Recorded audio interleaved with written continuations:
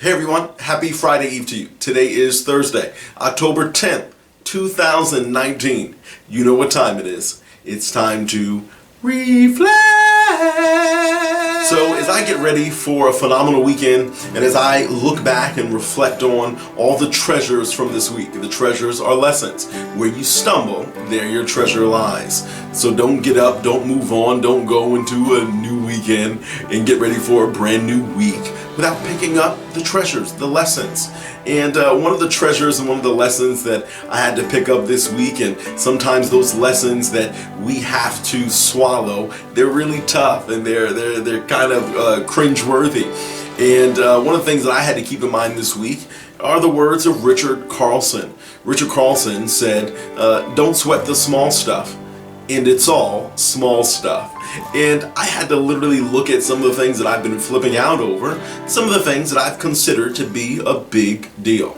One of the things that I'm so excited about in this new season of life is that when I made some necessary changes as it pertains to what I felt like God whispered to me, and whispers do matter. And over again I tested the validity of the whisper that I heard when God told me a year and a half ago, to move out of the area that I had been in all my life and now go somewhere else. And I got down to where I now reside, and my blood pressure came down, and it was something that doctors, they didn't know what happened. It was something that defied all odds, and it didn't make any scientific sense, but I was working and moving forward on the basis of what God told me I needed to do for my mental state, for my health.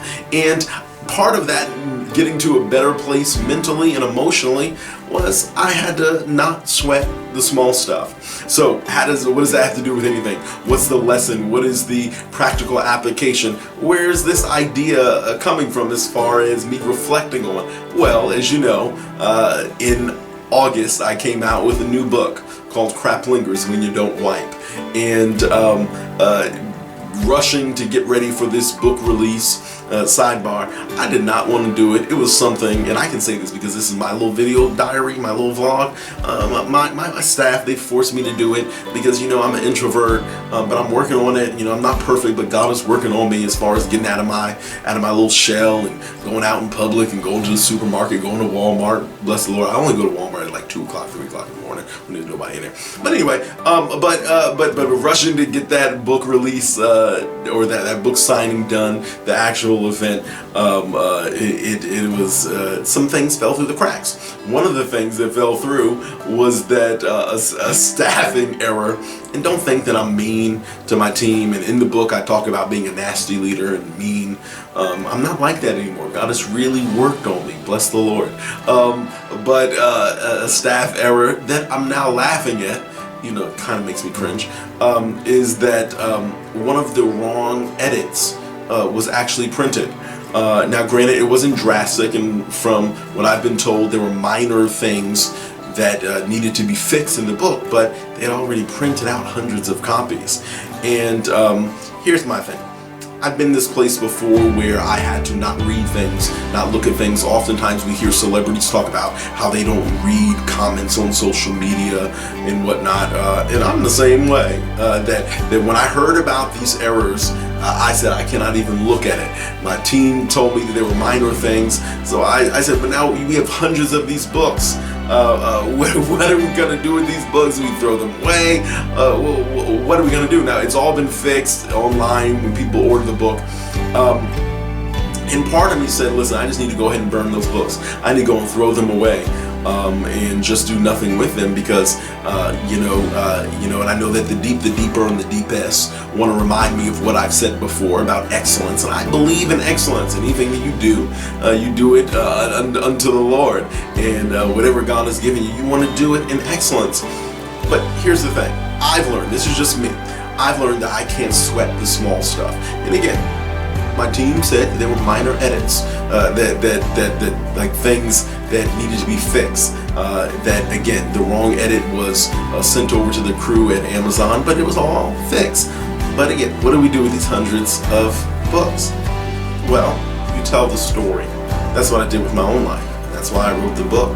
that I decided to tell my story and to not live in that place where I was dwelling on past failures, those times where I did not succeed but I failed, those times where I did not win but I seemingly lost, all those times where I felt defeated, and everybody else would probably say I was defeated as well. But don't sweat the small stuff.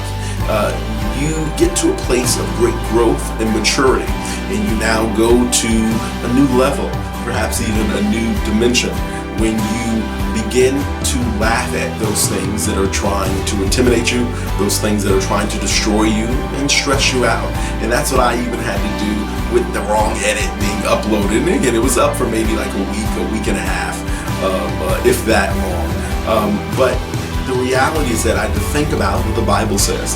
And it says that when the gospel is preached, everyone is forced to press into it. When the gospel is preached, everyone finds their place. The drug addict, the alcoholic, they find their place.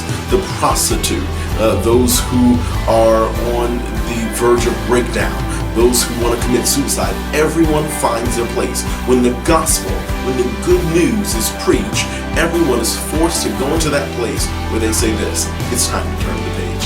It's time to go from that place to this place.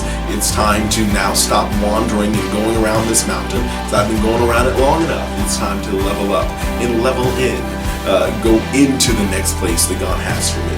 So with that, the thought of stressing out about it, cringing over it, and throwing away those hundreds of copies of the good news, that thought was out the door. That thought was no longer considered. But I tell the story. I learned to laugh at it. And again, as Richard Carlson said, don't sweat the small stuff. And it's all small stuff.